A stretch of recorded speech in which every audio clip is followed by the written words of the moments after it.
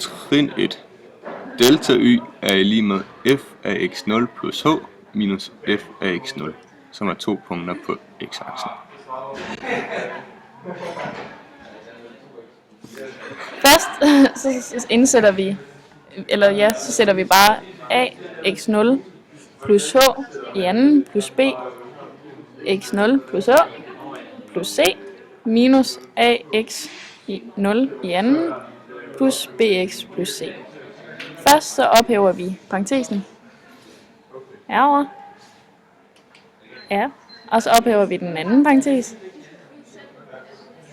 Så det altså står sådan der. Så går ax i anden ud med ax i anden, og bx 0 går ud med bx 0, og c går ud med c. Så vi får ah i anden plus ax 0 h plus bh. Og så går vi videre til anden trin.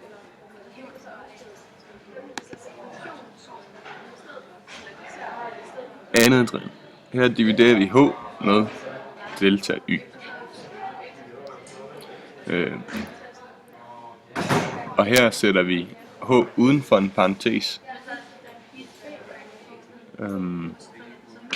Og så går h'erne ud med hinanden.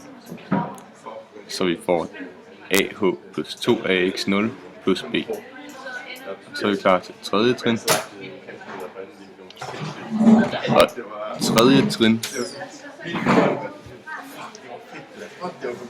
bruger vi delta y divideret med h, som vi lige har fundet ud af, at det var ah plus 2ax0 plus b, hvor vi så skal finde grænseværdien, når h den nærmer sig 0. Og det bliver så 2ax0 plus b, som så derfor, eller hvilket så vil sige, at når vi siger f-mærke x0, får vi så 2ax0 plus b, som så er vores differentialkoefficient. Ja.